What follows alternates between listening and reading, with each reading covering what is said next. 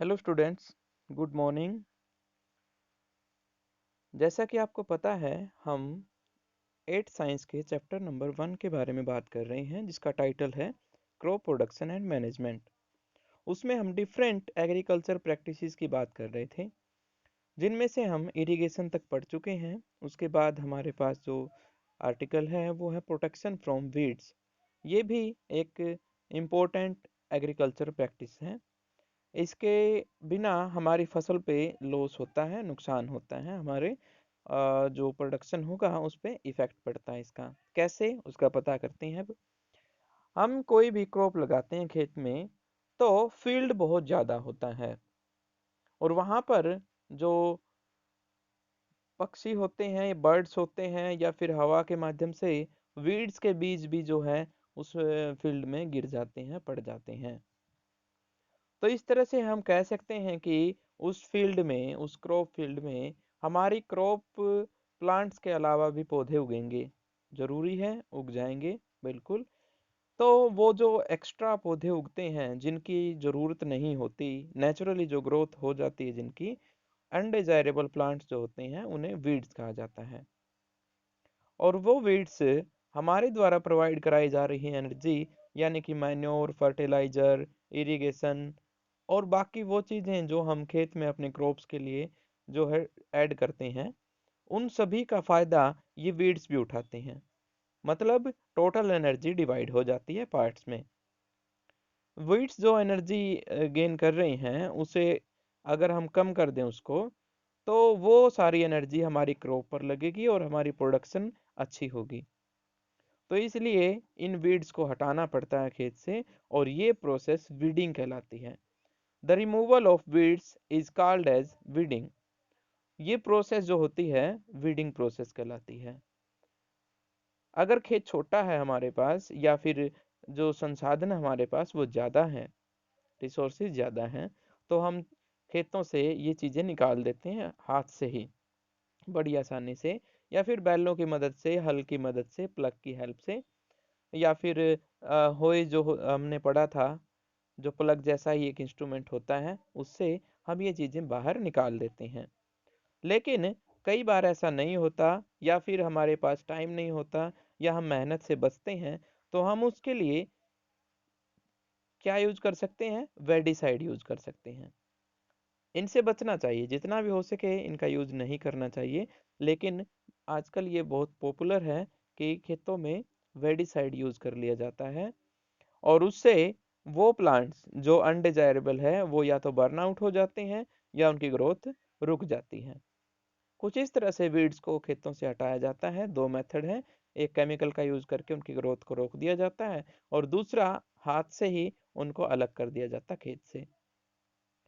तो ये काम करते हैं, और इन्हें वेडिसाइड कहा जाता है। मैं फिर से रिपीट कर रहा हूँ कि वेडिसाइड जो होते हैं केमिकल हैं, और केमिकल ज़मीन की कैपेबिलिटी या फिर कैपेसिटी में क्या करते हैं, फिर फर्क डालते हैं। हमें उससे बचना चाहिए। अगला आर्टिकल हमारे पास है हार्वेस्टिंग।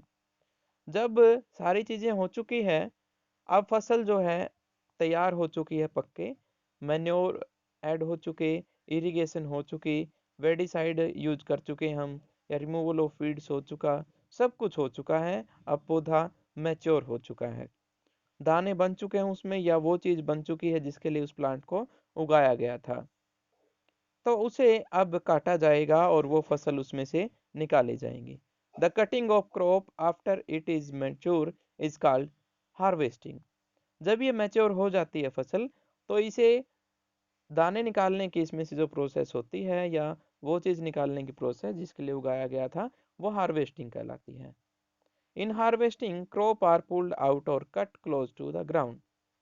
हार्वेस्टिंग में कई तरीके से क्रॉप को डील किया जा सकता है।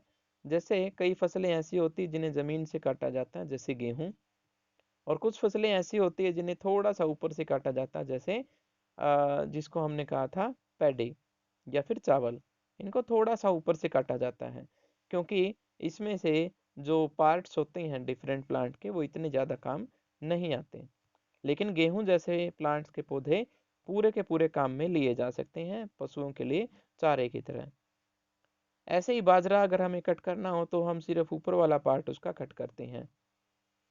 तो ये सारी चीज़ें अलग अलग होती है हर एक क्रॉप के लिए। जैसे अगर मैं कॉटन की बात करूं तो उसमें सिर्फ कॉटन वाला पार्ट ही जो है हटाया जाता है, बाकी हमारे लिए काम का नहीं होता। उसे सिर्फ हम जलावन के लिए यूज कर सकते हैं, यानी वुड के तौर पर यूज कर सकते हैं। तो इस तरह से जो है हमारे पास हार्वेस्टिंग प्रोसेस होती है। 4 महीने लगते हैं, लगभग 4 महीने।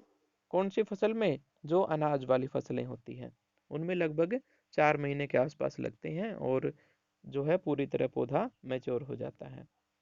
और जो मशीन से इसको अलग किया जाता है उन्हें हार्वेस्टर कहा जाता है। कई जगहों पर जो इंस्ट्रूमेंट है वो थ्रेशर भी यूज कर लिया जाता है। थ्रेशर थ्रेशिंग प्रोसेस होती है। और आजकल हम कंबाइन का यूज करते हैं, जिससे हमें मेहनत नहीं करनी पड़ती, फसल को बड़ी आसानी से हम हटा सकते हैं वहां से। और इसमें टाइम भी कम लगता है, खर्च भी कम लगता है। ये इस तरह से हम काम कर सकते हैं। इंडिया में, इंडिया जैसे देशों में या फिर ऐसे देशों में जो कृषि से रिलेटेड है, एग्रीकल्चर से रिलेटेड है, बहुत सारे त्योहार मनाए जाते हैं जब फसलें काटी जाती है तो। जैसे हमारे यहाँ बैसाखी मनाई जाती है, होली आती है, दिवाली आती है, पोंगल होता है, और भी बहुत सारे त्योहार। जैसे असम में बिहू मनाया जाता है, बिहार में असम साइड बिहू मनाया जाता है। ये भी फसलों के पकने का प्रतीक होता है कि दाने अब निकल चुके हैं। इस तरह से हम यहाँ पे काम करते हैं। और उसके बाद जब वो मंडी में पहुंचा दी जाती है फसल, वहां पर हमें इसको साफ करना होता है फसल को। इसमें कई बार क्या होते हैं, वेडिसाइड वेड्स जो होते हैं उनके बीज आ जाते हैं, या फिर उस पौधे के ही डिफरेंट पार्ट जो है साथ में आ जाते हैं, तो उन्हें अलग करना पड़ता है। इसमें हम एयर प्रेशर का जो है हेल्प लेते हैं। और उस मशीन को कहते हैं विनोइंग प्रोसेस, विनोइंग मशीन, जैसे कि आप डायग्राम में देख सकते हो। नॉर्मल फैन का भी यहाँ पर यूज किया जा सकता है, लेकिन बड़े अमाउंट पर अगर हमें करना है तो हम विनोइंग मशीन का यूज करते हैं। इससे जो रेत है या फिर पौधे के वेस्ट पार्ट है जो मिले हुए हैं उसमें, क्रॉप्स में, वो अलग हो जाते हैं।